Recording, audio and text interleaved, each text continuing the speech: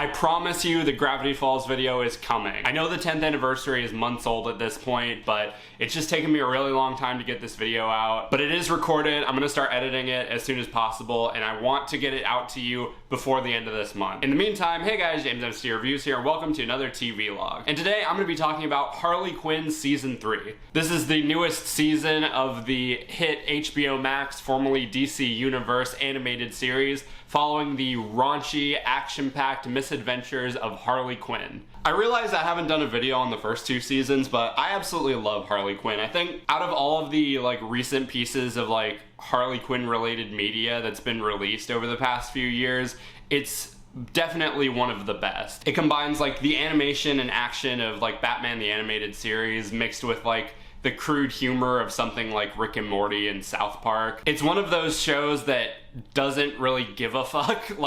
It's more than willing to make fun of itself and comic book fans and movie tropes and everything like that, and DC and Warner Brothers. But it also combines that with a really, compelling overarching story and, adds a lot of depth to these characters. The first season shows, Harley breaking off of the Joker and trying to become her own strong, independent villain, and the kind of back and forth that she goes through, being in such a toxic relationship for so long and being manipulated. And then the second season ups the ante by playing around with the love triangle between Harley Quinn, Poison Ivy, and Kite Man, which normally I hate love triangles in TV series, but this is one of the few that gets it right, because it really gets you invested, and you see the obvious answer and you are just constantly rooting for them to make the right decision and get together, because they're just so perfect. And season 3 picks up right where season 2 left off. Harley and Ivy, or Harlivy as everyone starts calling them now, are officially together, and they've gone on a worldwide Eat Bang Kill tour.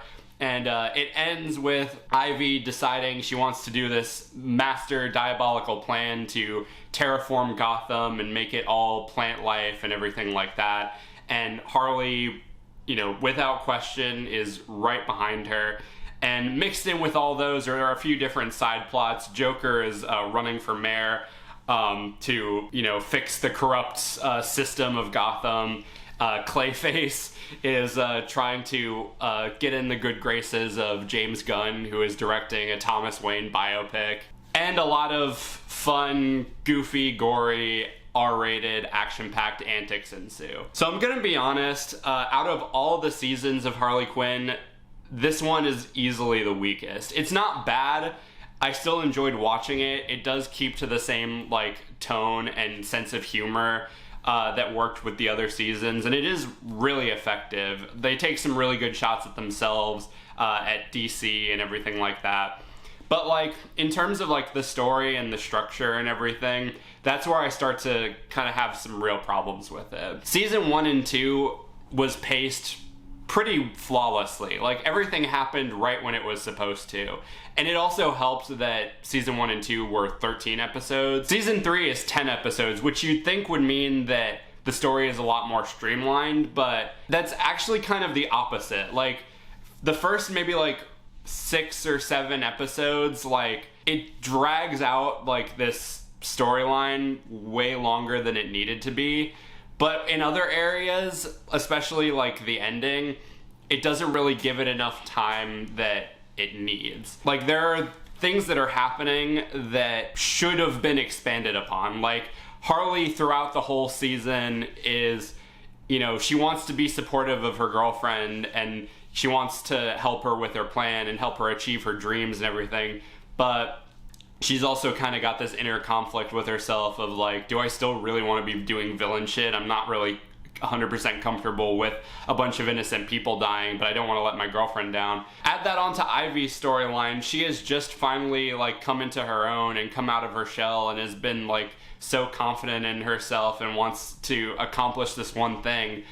But, her ideals conflict with Ivy's, and that could make for interesting drama, but it kind of just rushes all of that at the last minute, and I don't understand why. And yet in the first few episodes, there's a subplot where Frank, the sentient plant played by JB Smoove, is kidnapped, and they're spending so many episodes like trying to find Frank, and where's Frank gone, and who kidnapped Frank, and everything like that. But it just kind of like drags that out for longer than it needed to be. Whereas with a lot of these things, I feel like they could have been expanded upon. Also, they make a lot of very interesting choices. And I say interesting because they're not really good and they're not really bad. They're just like interesting.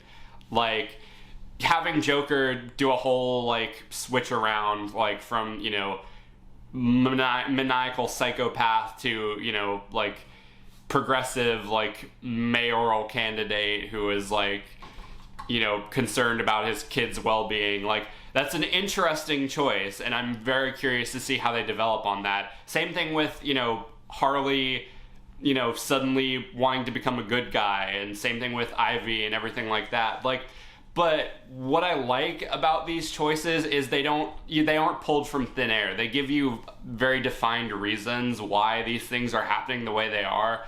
But again, going back to the length and going back to the pacing, I feel like they could have like expanded upon them a little bit more. Another problem that I have is the animation. Now, if you've been keeping up with the news recently and everything that's been going on with Warner Brothers Discovery and HBO Max, you know that Warner Brothers pulled the plug on a lot of projects, most of them being animated, simply because they didn't want to pay for them or they didn't want to pay residuals or whatever. And yet, around the same time that all that stuff was happening, Harley Quinn was renewed for a 4th season.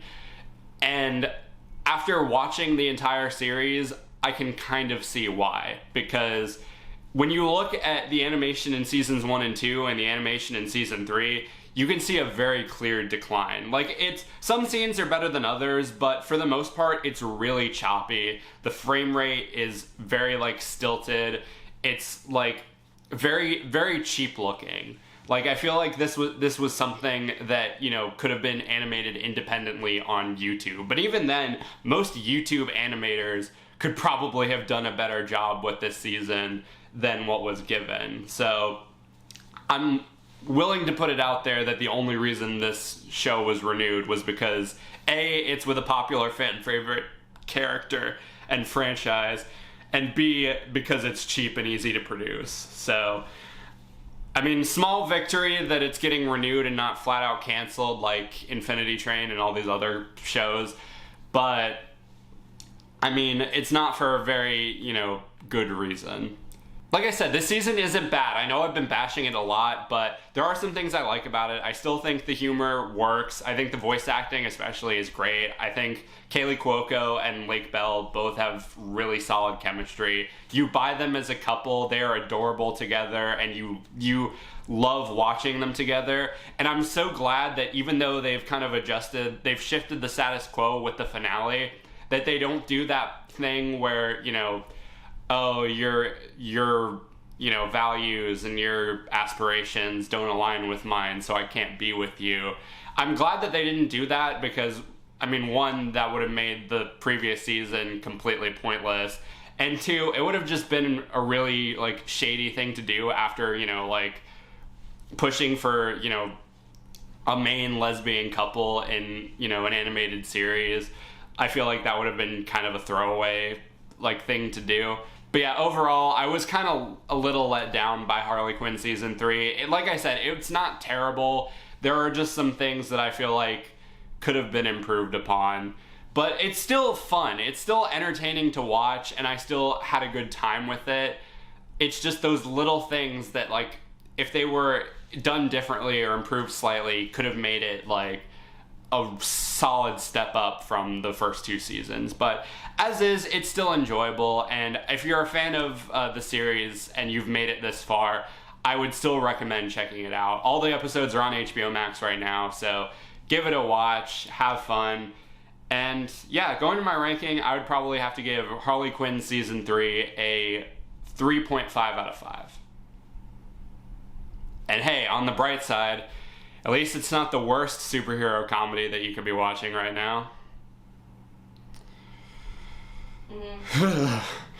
We'll get to that in due time, but in the meantime, let me know down in the comments what you think of Harley Quinn Season 3. Did you like it? Did you hate it? Where does it stack amongst the other 2 seasons? And what are you excited to see from season 4? Let me know all that stuff down below. I've got more videos coming real soon, including the Gravity Falls retrospective, I promise, I swear to God. But until next time, be sure to like, subscribe, ring the notification bell so you can stay up to date on when I'm posting, follow me on all my social medias, subscribe to my main channel. Everything you need to know will be in the description. Thank you guys for watching, and I'll see you later.